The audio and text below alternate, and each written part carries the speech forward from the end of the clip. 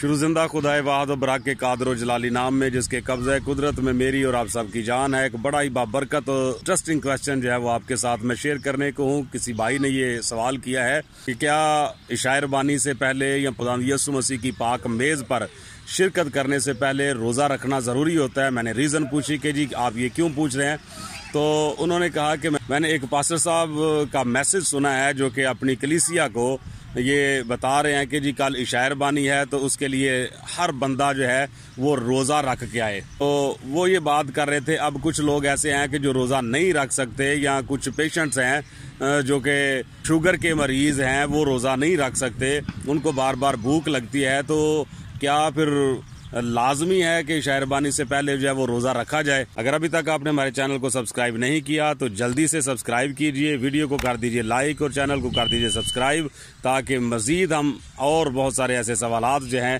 ان کے جوابات بائبل مقدس میں سے آپ تک پہنچاتے رہیں۔ بائبل مقدس کے مطابق کوئی ایسی پابندی جو ہے وہ نہیں لگائی گئی کہ آپ لازمی بات ہے کہ عشاء ربانی سے پہلے آپ روزہ رکھیں۔ ہاں، ایک اصول جو ہے وہ خدا کے کلام میں ہمیں ملتا ہے، اور وہ یہ ہے کہ انسان نے جو ہے توبہ کی ہو، وہ بپتسمہ یافتہ ہو، نجات یافتہ ہو، کہ اس نے توبہ کی ہو اپنے گناہوں سے اور خدا یسوع مسیح کے نام پر گناہوں کی معافی کا بپتسمہ لیا ہوا ہو، وہ نجات یافتہ ہو، اور اس کے بعد جو ہے وہ خدا یسوع مسیح کی پاک میز پر شرکت کر سکتا ہے۔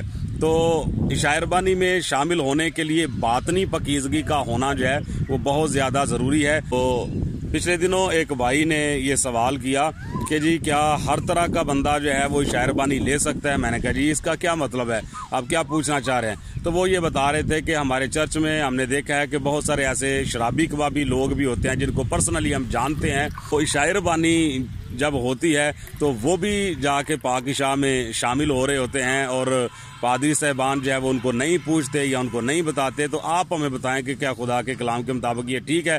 تو بائبل کے مطابق یہ بالکل درست نہیں ہے۔ ایسا بندہ جو ہے وہ خداوند کی پاک میز پر شامل نہیں ہو سکتا۔ یہ خدا کے کلام میں واضح طور پر بہت سارے حوالہ جات ہمیں ملتے ہیں جن سے اس بات کی تصدیق ہوتی ہے۔